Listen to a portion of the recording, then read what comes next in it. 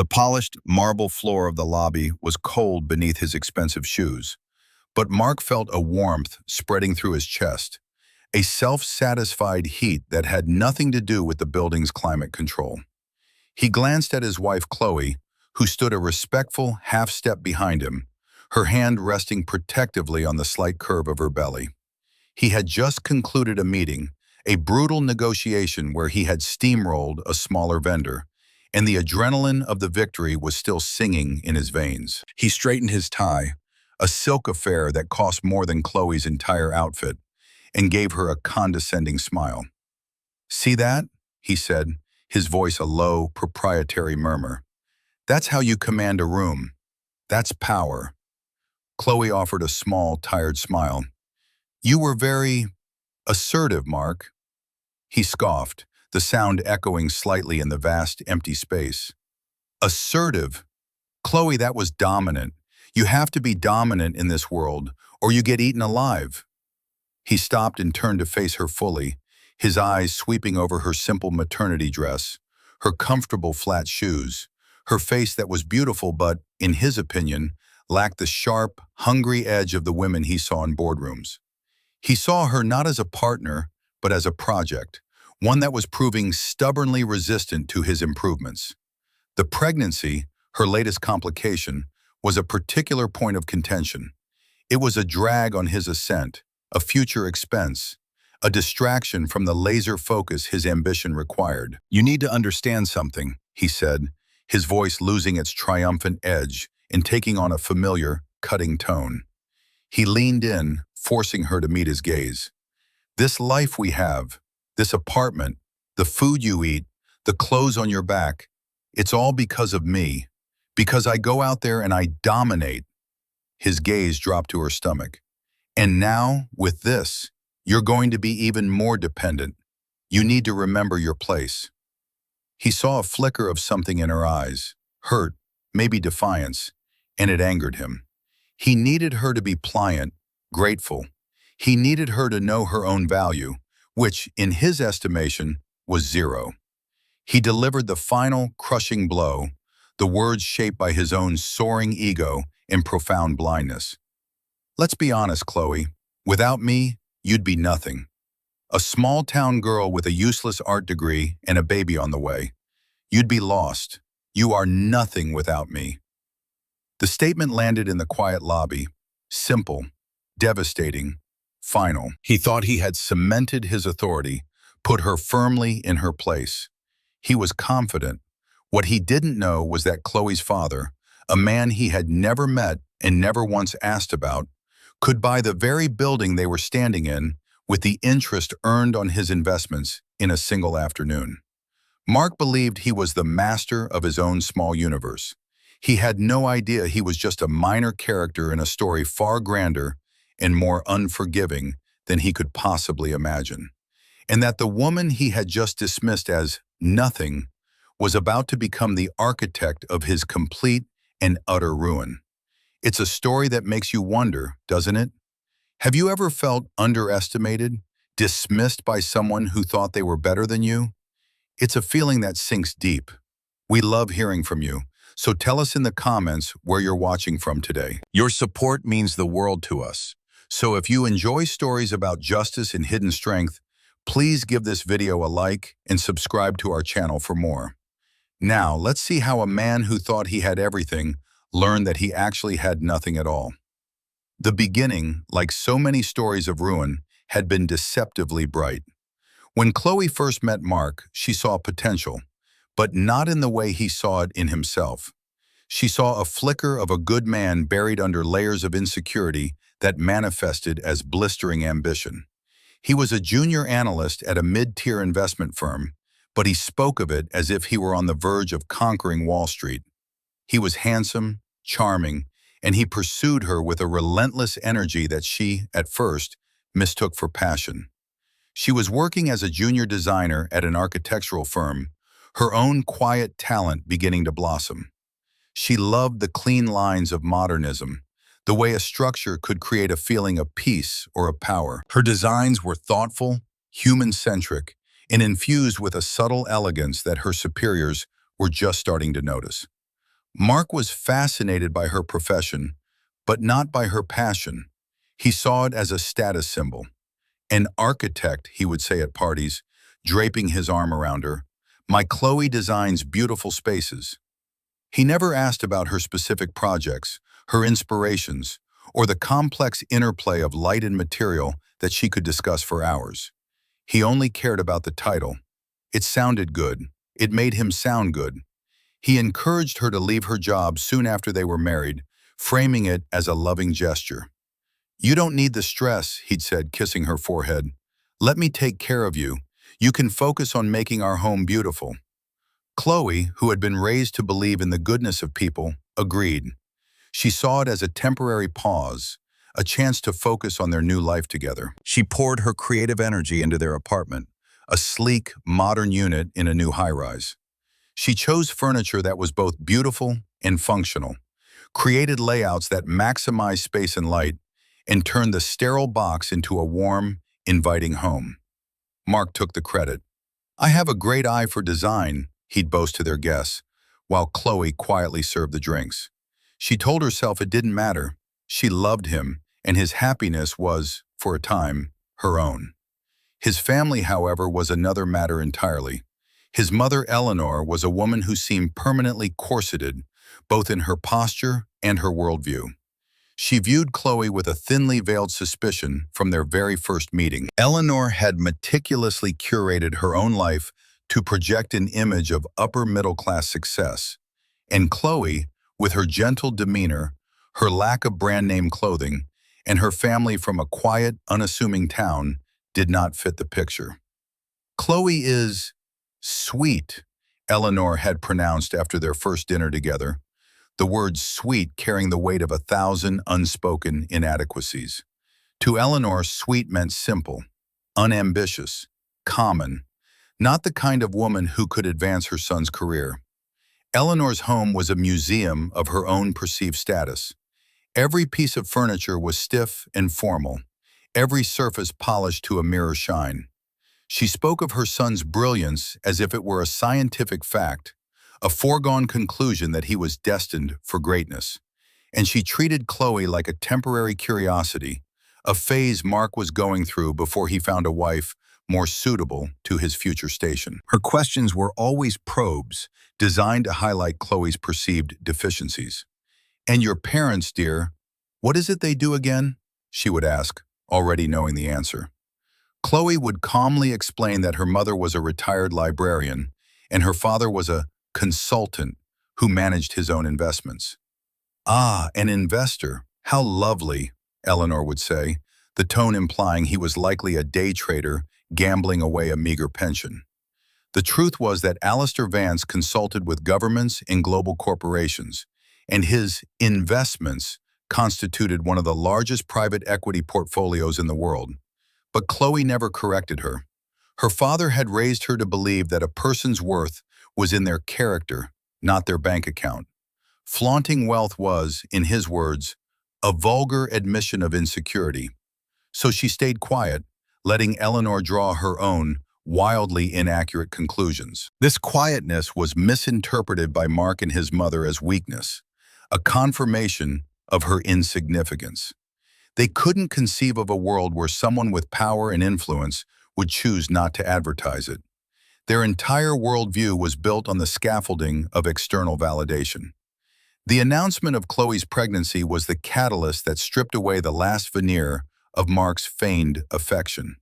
She had hoped for a moment of shared joy, a new chapter that would bind them closer together. She told him one evening after he returned from work, her hands trembling slightly as she presented him with a small box containing the positive pregnancy test. He stared at it, his face unreadable. Then a frown creased his brow. He didn't look at her. He looked past her, as if calculating a column of figures in his head. A baby, he said, the words flat. Right now? I thought you'd be happy, Chloe whispered, her own happiness beginning to curdle into confusion and dread. Happy? He finally looked at her, and his eyes were cold, devoid of the warmth she had once cherished. Chloe, a baby is expensive. It's time-consuming. I'm on the cusp of a major promotion. My focus needs to be on my career. This is, this is a complication. He began to pace the beautiful living room she had designed, a caged animal in a space meant for peace. We'll need a bigger place, a nanny. Your time will be completely consumed. You won't be able to host the dinners I need you to host, to network with the wives of the partners. He saw the baby not as their child, but as his liability. He saw a future of sleepless nights, not as a shared parental duty, but as an assault on his personal performance. He saw the expense not as an investment in their family, but as a drain on the capital he needed to build his image. Each word was a small, sharp icicle piercing Chloe's heart. This was the man she loved, the man she had built a life with, and he was viewing their unborn child as a line item on a balance sheet. The argument escalated, his voice growing louder, his frustration mounting. It was then, in the heart of the home she had so lovingly created, that he had cornered her, his face a mask of fury and contempt, and uttered the words that would echo in her mind for months to come. Without me, you'd be nothing. In that moment, something within Chloe shifted. The hurt was immense, a deep, seismic shock. But beneath the pain, a layer of bedrock, cool and hard, was exposed. It was the foundation of her self-worth, a foundation her father had helped her build, stone by stone, throughout her life. Mark's words were meant to crush her, but instead they clarified everything. He didn't love her. He didn't respect her. He saw her as an accessory, and a faulty one at that. The love she had felt for him began to recede, like a tide going out, leaving behind a barren landscape of disillusionment. She didn't argue back. She didn't cry, at least not where he could see. She simply stood there, her hand on her belly, and absorbed the truth. And she made a quiet, internal promise to herself and to the new life growing inside her. She would not be nothing, and he would learn, in the most definitive way possible, just who she was. The architect in her began to see the structural flaws in their life together, and she started, methodically and silently, to draw up the plans for a demolition. The weeks that followed the pregnancy announcement descended into a period of quiet, sustained misery for Chloe. Mark treated her less like a wife and more like an underperforming asset. The cruelty was not always overt. It was often a campaign of 1,000 small cuts. He put her on a strict budget, doling out cash for groceries as if she were a child. He would scrutinize the receipts, questioning every purchase. Did you really need to buy the organic strawberries, Chloe? Do you have any idea what the market did today? Every penny counts. He was making a healthy, six-figure salary, but he created an atmosphere of manufactured scarcity, a tool to reinforce her dependency on him. Her world, once filled with friends and her own burgeoning career, shrank to the four walls of their apartment. When her old colleagues from the architectural firm called to invite her to lunch, Mark would answer the phone and politely decline on her behalf. "Chloe's not feeling up to it," he'd say, a picture of the concerned husband. "The pregnancy has been a bit rough on her." Then he'd hang up and tell her, "You don't need to be associating with them anymore. They're not in our league." He was systematically isolating her, cutting the threads that connected her to her old life, to her own identity. He wanted her to be a blank canvas on which he could paint his masterpiece of the perfect, subservient wife. One afternoon, Chloe sat at the sleek, minimalist desk in their home office, sketching in her notepad. She wasn't designing a building, but a nursery. She imagined a room filled with soft light, natural wood, and a feeling of profound peace. It was her small act of rebellion, a creative outlet in a life that had become stiflingly controlled. As she drew, she held a fountain pen in her hand. It was an old pen with a simple black lacquered body and a gold nib, but it was perfectly balanced and wrote with a smooth, silent grace. It had been a gift from her father on her university graduation. "A good tool helps create good work," he had told her, "and a pen signs your name to that work. Never forget the power of your own signature." For Chloe, The pen was a tangible link to her father's wisdom and unconditional love. It was a symbolic object that represented a part of her Mark could not see or touch. Mark walked into the office, loosening his tie. He glanced over her shoulder at the sketch. "What's this?" he asked, his tone dismissive. "I was just thinking about the nursery," she said softly. He barely looked at the drawing. His eyes landed on the pen in her hand. He chuckled. "Are you still using that ancient thing? It looks like something out of my grandfather's desk. You should get a real pen, something from Mont Blanc, maybe. It signals success." He picked it up, weighing it in his hand with a look of disdain, before dropping it back on the desk with a clatter. "Everything about you is so quaint, Chloe. We need to upgrade your image." The casual contempt with which he treated the pen felt like a personal violation. It was an object imbued with meaning, with love, and he saw it only as another failure to meet his superficial standards.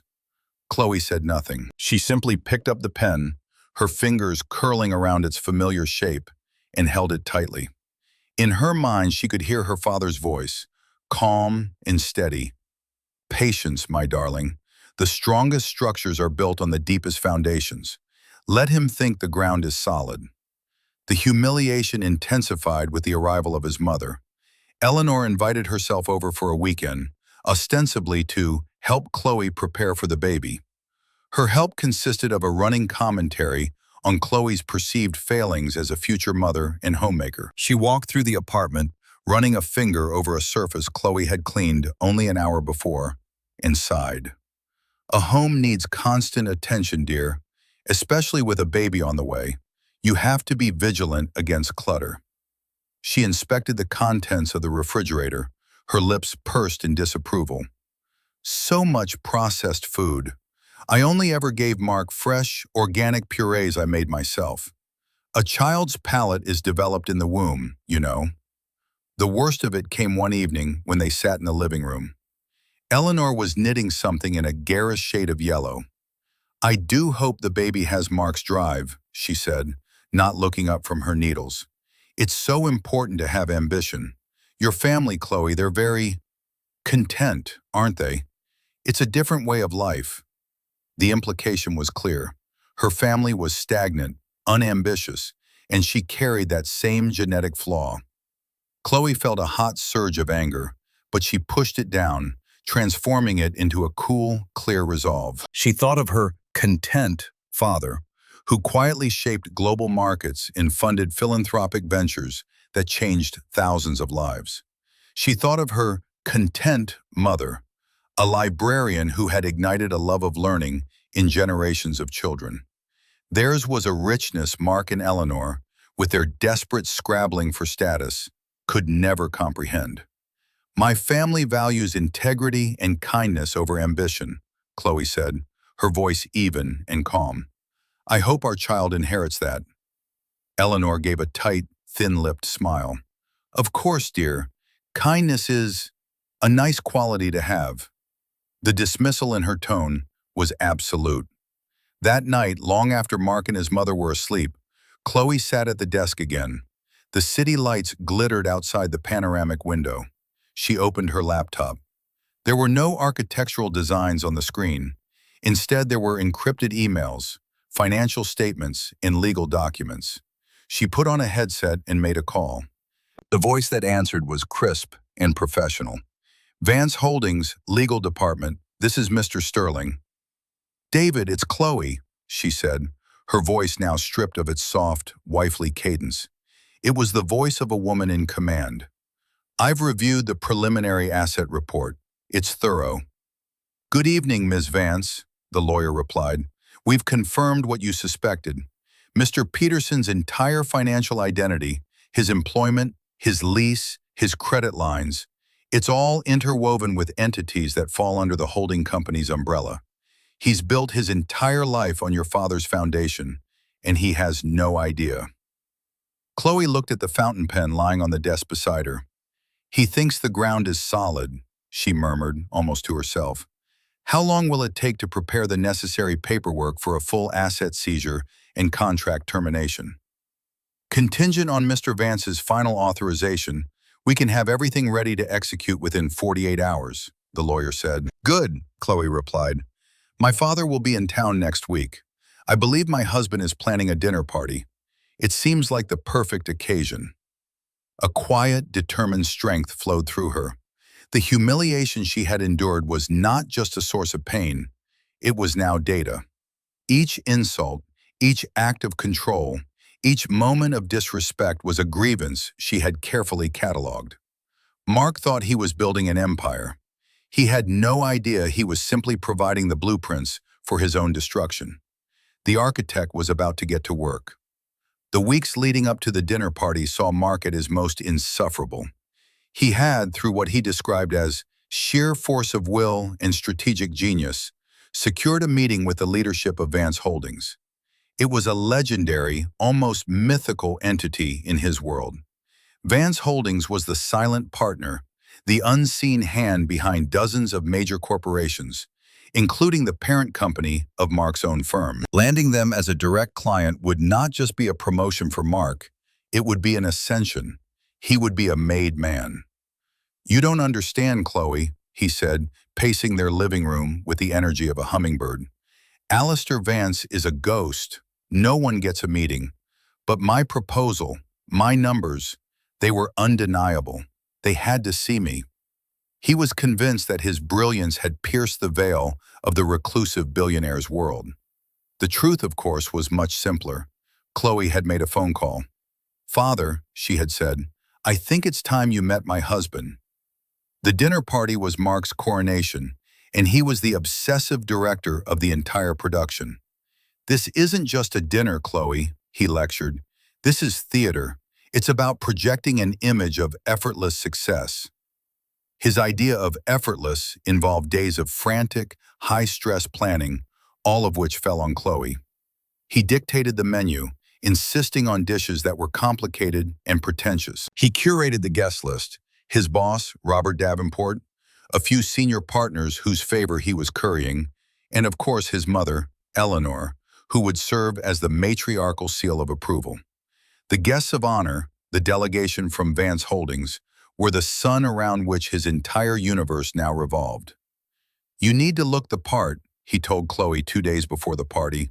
He presented her with a dress box from a designer boutique. Inside was a sleek, black, form-fitting dress.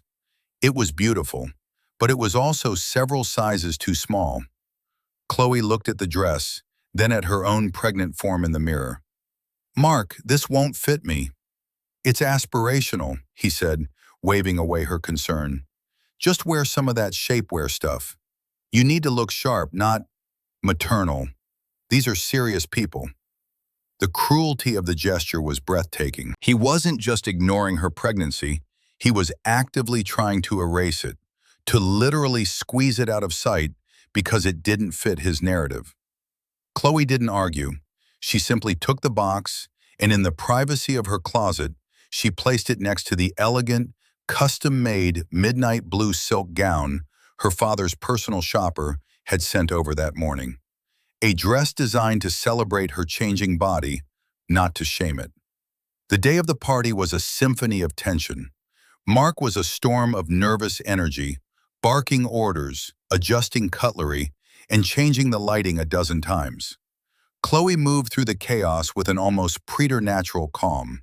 She oversaw the caterers she had hired, a separate team from the one Mark thought he had booked, confirmed the final details with her father's security team, and coordinated with Mr. Sterling, the lawyer. Her phone would buzz with a text. Team A is in position. Documents are en route, and she would reply with a simple, acknowledged. To Mark, she was just his meek, pregnant wife, quietly arranging flowers. In reality, she was the general commanding an army, preparing for a battle that her opponent didn't even know was being waged. As the evening approached, she went to her bedroom to get ready. The quiet before the storm descended. The frantic energy of the apartment faded, replaced by a profound sense of stillness. She could hear the distant hum of the city, the soft ticking of a clock. She took a deep breath, placing her hands on her belly, feeling the gentle flutter of her child. "This is for us," she whispered, "so you will always know your own worth." She bypassed Mark's aspirational dress and slipped into the blue silk gown. It flowed over her body gracefully, the fine fabric shimmering under the light. She put on a simple pearl necklace, a gift from her mother, and sat at her vanity. She looked at her reflection. The woman staring back was not the diminished, downtrodden wife Mark saw. She was calm, composed, and resolute. The architect was about to step onto her own stage, not as a supporting character in Mark's play, but as the master designer of a new reality. She picked up the old fountain pen from her desk and placed it carefully in her evening bag, next to a slim leather portfolio. The pen that had signed her name to her first architectural drawings would soon sign her name to a document of a very different kind, a declaration of independence. When she emerged from the bedroom, Mark was adjusting his tie in the hall mirror. He turned and saw her. For a moment, he was speechless. She looked radiant, powerful. The dress, the pearls, the quiet confidence in her eyes. It was a vision of elegance he had always wanted in a wife, but had never believed Chloe capable of achieving. "Wow," he said, his arrogance momentarily replaced by genuine surprise. You clean up well." It was the closest he could come to a compliment. He quickly recovered his usual condescension. "See, I told you if you made an effort, you could look presentable. Is that the dress I bought?" "No," Chloe said simply. "It's one of mine." He frowned, a flicker of annoyance crossing his face that she had disobeyed him. But there was no time to argue. The doorbell rang. The first guests had arrived. The theater was about to begin, and the star of the show had no idea he was playing the fool. The apartment filled with the low hum of conversation and the clinking of glasses. Mark was in his element, gliding through the room, his voice a confident baritone as he held court. He introduced Chloe with a proprietary air, his hand resting on the small of her back.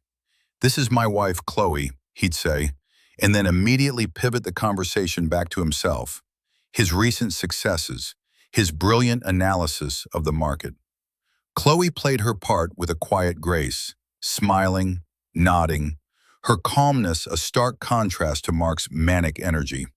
His boss, Robert Davenport, a portly man with a perpetually worried expression, clapped Mark on the shoulder. "You've outdone yourself, Mark. Wonderful party." Eleanor, predictably, patrolled the perimeter like a sentry, offering backhanded compliments. "The apartment looks lovely, Chloe," she said, loud enough for others to hear. "It's amazing what you can do with a small space when you have to." She then turned to the wife of a senior partner and added in a stage whisper, "She's very resourceful. From a very simple background, you know." Chloe heard it all. Each comment was a small stone dropped into the deep well of her resolve. She met Eleanor's gaze across the room and gave her a small, serene smile. It was a smile of such profound, unbothered confidence that it momentarily confused Eleanor, who was accustomed to seeing Chloe flinch under her attacks. This Chloe was different. There was a strange new light in her eyes. The tension in Mark's body was palpable as the time for the Vance Holdings delegation to arrive drew near. He kept checking his watch, straightening his already perfect tie. "They should be here any minute," he muttered to Robert Davenport. "Mr. Vance himself is coming. Alistair Vance." He said the name with a reverence usually reserved for deities. Robert's eyes widened. "Alistair Vance? Here? Mark, I thought we were meeting with his legal team. No one meets Alistair Vance." "He was impressed with my proposal," Mark said, puffing out his chest. "He insisted on coming personally." At precisely 8 o'clock, the doorbell rang again. A different chime, somehow more authoritative. Mark smoothed his jacket and strode to the door, a wide, practiced smile plastered on his face. Chloe, standing near the grand window overlooking the city, took a quiet, steadying breath. The curtain was going up. Mark opened the door to reveal two men in dark, impeccably tailored suits. They were built like linebackers and had the blank, watchful eyes of professional security. They stepped aside, and a third man entered. He was in his late 60s, with a mane of silver hair, a face that spoke of quiet authority, and eyes that missed nothing. He wore a simple, dark gray suit, but the fabric was of such quality that it made Mark's own expensive suit look like a cheap imitation. This was a man who didn't need to signal success. He was the source of it. "Mr. Vance," Mark gushed, extending his hand. "An absolute honor. I'm Mark Peterson. Welcome to my home." Alistair Vance's eyes flickered over Mark, a brief, dismissive assessment. He ignored the outstretched hand. His gaze scanned the room, sweeping past the stunned faces of the other guests, past Robert Davenport, past Eleanor, until it found Chloe. A warm, genuine smile transformed his stern features. He walked straight past the dumbfounded Mark, his path a direct line to his daughter. "Hello, my darling," he said, his voice rich and warm. He wrapped Chloe in a gentle hug, careful of her belly. "You look beautiful." He placed a hand on her stomach. "And how is my grandchild doing tonight?" The room fell into a sudden, complete silence. The ambient chatter, the clinking of glasses, the soft music, it all ceased as if a switch had been flipped. Every eye was locked on the scene, the reclusive, legendary billionaire Alistair Vance, embracing the quiet, unassuming wife of Mark Peterson. Mark stood frozen by the door, his smile collapsing, his face a mask of utter bewilderment. His brain struggled to process the information, to connect the impossible dots. Chloe, Vance. His gaze darted from Chloe to the powerful man beside her, then back to Chloe. The name, Vance. Chloe's maiden name. He had never paid it much attention, never bothered to ask about her family beyond the most superficial questions. He had assumed it was as common and insignificant as he believed her to be. Robert Davenport looked as if he had seen a ghost. His face was pale, his jaw slack. He looked at Mark with a dawning horror, the pieces of a terrifying puzzle clicking into place in his mind. The special meeting, Vance's unprecedented personal appearance. It wasn't about Mark's brilliance. It was about something else entirely. Eleanor, for her part, looked simply confused, as if she had walked into the wrong play. Who was this man? Why was he hugging Chloe with such familiarity? Chloe gently disengaged from her father's embrace and turned to face the room. She looked at Mark, her expression not triumphant, not angry, but calm and clear, like the quiet surface of a deep lake. "Mark," she said, her voice carrying easily through the silent apartment, "I'd like you to properly meet my father, Alistair Vance." The statement landed, simple, devastating, final. Mark's world, built on a foundation of arrogance and delusion, did not just crack. It vaporized. The warmth of self-satisfaction he had felt in the lobby weeks ago was replaced by an icy dread that started in his stomach and spread through his entire body. He looked at the woman he had called nothing, and for the first time, he saw her. And he realized with a soul-crushing certainty that he was the one who was about to be lost. Alistair Vance did not raise his voice. He didn't need to. His tone was calm, almost conversational, yet it carried the chilling weight of absolute power. He turned his gaze from Chloe to Mark, and the warmth that had been in his eyes moments before was gone, replaced by something as cold and hard as granite. Mark flinched as if he had been physically struck. "Mr. Peterson," Alistair began, the formal address a deliberate distancing, "my daughter informs me that you believe in the importance of dominance, that in this world one must be dominant or one gets eaten alive." He paused, letting the words hang in the dead air of the room. Mark's own arrogant philosophy was being served back to him on a silver platter. "It's an interesting, if somewhat primitive, worldview." Alistair took a step forward, and Mark instinctively took a step back. The power dynamic in the room had not just shifted, it had inverted with dizzying speed. "You see, for the past 2 years, you have been living a life you believe you built," Alistair continued, his voice a low, cutting murmur that every guest strained to hear. You work at Sterling Davenport, a firm in which Vance Holdings acquired a controlling interest 3 years ago. Your boss, Mr. Davenport, reports to a board that I appoint. Robert Davenport, who was standing nearby, looked like he might faint. He stared at Mark with an expression of pure, unadulterated terror. His career was flashing before his eyes. "This beautiful apartment," Alistair said, gesturing around the room with a sweep of his hand. "It's in the Orion Tower, a building developed and owned by a subsidiary of my real estate division. Your lease is held by my company. The car you drive, a lease you acquired to project success, is financed through another of my portfolio companies. The credit card you use to buy that suit is issued by a bank in which I am the majority shareholder." Alistair slowly walked towards Mark, who was now pale and trembling, his carefully constructed world dissolving into smoke around him. "You spoke of dominance, Mr. Peterson, but you have been a tenant in my house, driving my car, using my money, and working in my company. You are not a predator.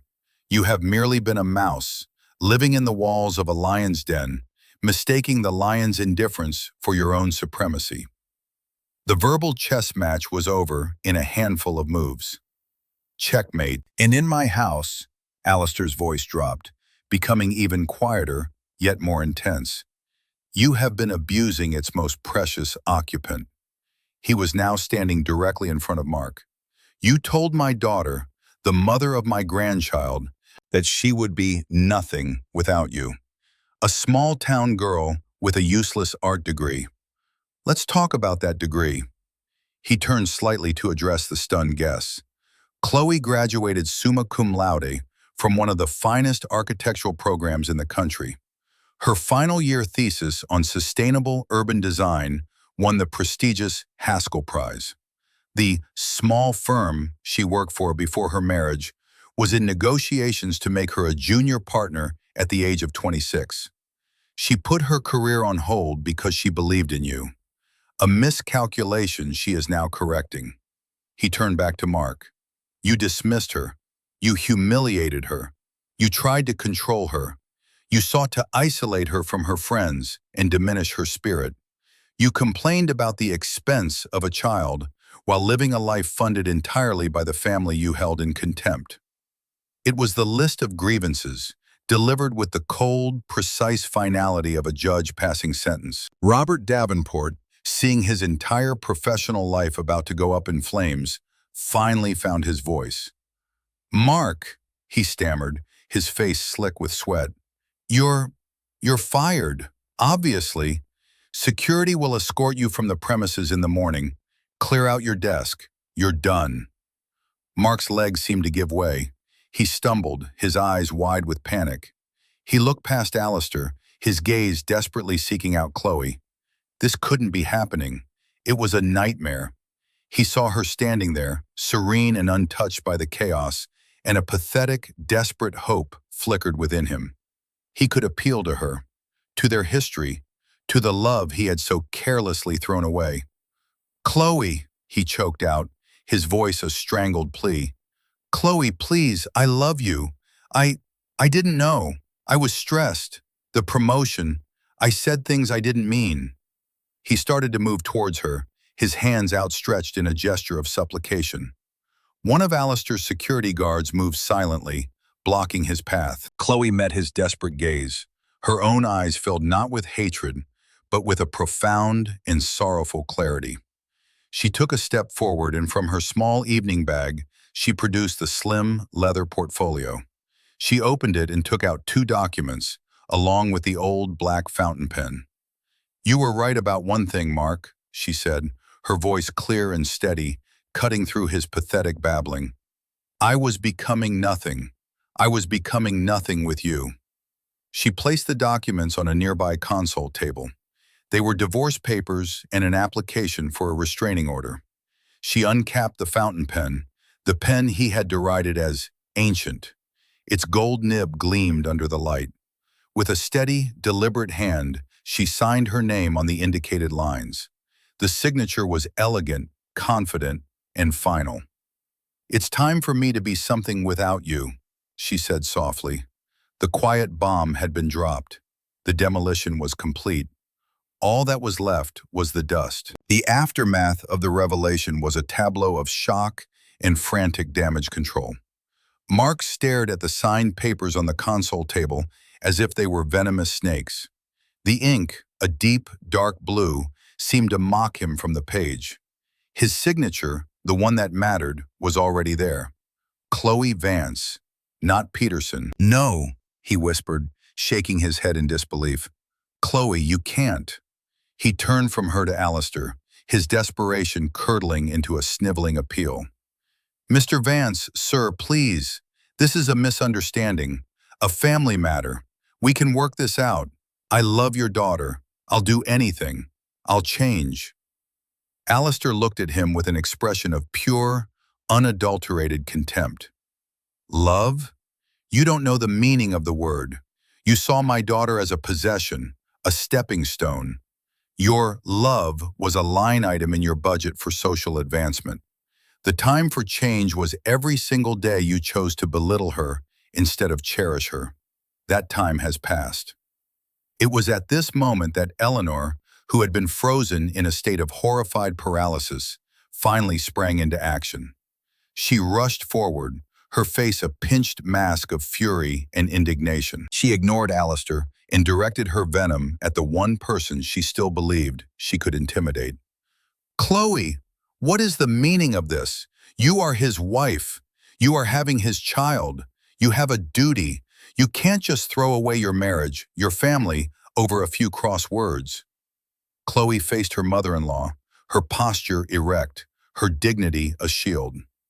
"Eleanor," she said, her voice devoid of heat, a simple statement of fact.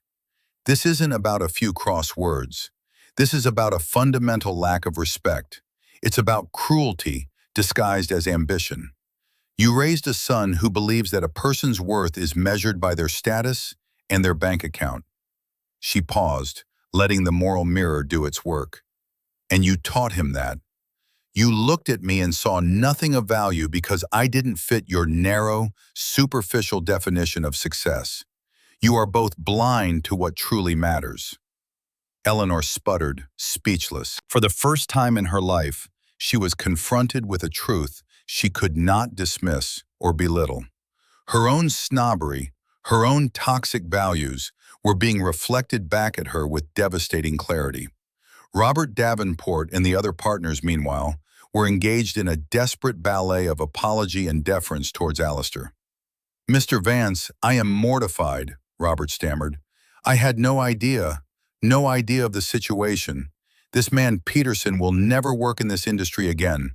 I'll see to it personally." Alistair gave him a cool, dismissive glance. "See that you do." He then turned to his security team. "Please escort Mr. Peterson's former colleagues out. The party is over." To the caterers, he said, "Please pack up everything. We're leaving." The guests scurried out of the apartment as if it were on fire, avoiding eye contact with Mark, who had sunk onto a low ottoman, his head in his hands. He was a king deposed, left alone in his suddenly hollow castle. Eleanor, seeing her social world crumble, made one last, pathetic attempt. She turned to Chloe, her tone shifting from outrage to a wheedling plea. "Chloe, think of the baby. A child needs a father." "My child will have a grandfather who will teach him what it means to be a good man," Chloe replied, placing a protective hand on her belly. "It will have a mother who will teach him that his worth comes from within, not from what others think of him. He will have everything he needs." Mark finally looked up, his face streaked with tears of self-pity. "My home," he whispered, "my job, my life. You've taken everything from me." Chloe looked at him, not with pity, but with a final, clarifying sadness. "I didn't take anything from you, Mark. I am simply no longer willing to be the foundation for the life you built at my expense. The things you're losing, the apartment, the job, they were never truly yours in the first place. They were illusions, and now the illusion is over." Alistair stepped forward and placed a gentle hand on his daughter's shoulder. "Come, darling, let's go home." He guided Chloe towards the door, As she passed Mark, she didn't look at him. She looked straight ahead towards her future. She left behind the sleek, cold apartment that had been her beautiful prison. She left behind the man who had tried to diminish her into nothingness.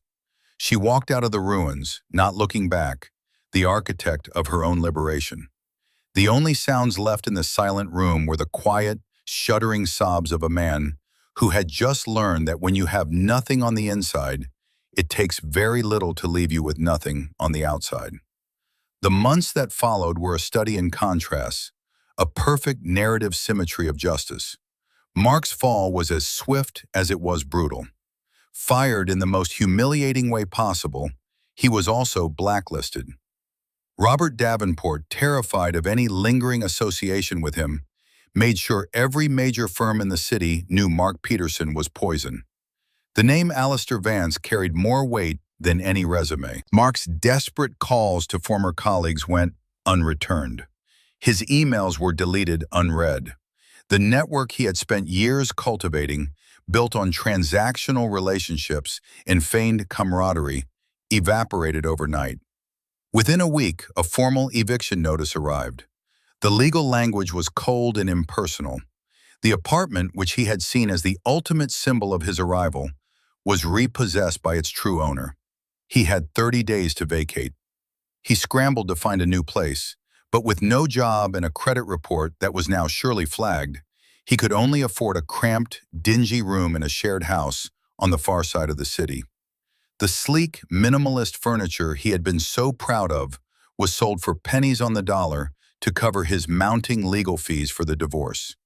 His mother, Eleanor, offered no sanctuary. Her own social standing had been decimated by the incident. The story of the disastrous dinner party had ripped through their social circle, whispered at charity luncheons and golf clubs. She was no longer the proud mother of a rising star.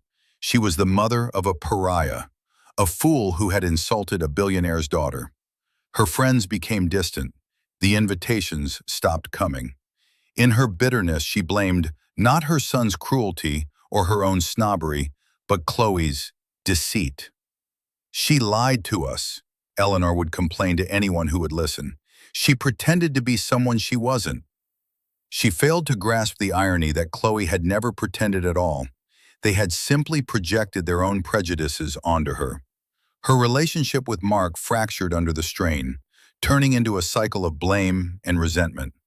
Mark, stripped of his suit, his car, and his status, was forced to take a job in a call center selling extended car warranties. The man who once lectured on dominance now spent his days reading from a script, facing rejection and verbal abuse from strangers over the phone.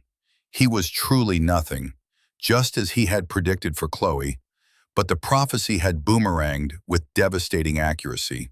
He was a ghost in his own life, haunted by the memory of the woman he had so profoundly underestimated. Chloe's life, meanwhile, blossomed. Her father had wanted to give her a life of effortless luxury, but she refused. "I don't want to be given anything," she had told him. "I want to build it." Her father, respecting her strength, had smiled. "Then I will be your first and most devoted client." She moved into a beautiful but understated brownstone in a quiet, tree-lined neighborhood. It was a space she chose and designed herself, filled with light, art, and the comfortable hum of a happy home. A few weeks after the dinner party, she gave birth to a healthy, beautiful baby boy, whom she named Arthur, after her maternal grandfather. He had her calm eyes, and she hoped her father's integrity. True to her word, she didn't just rest.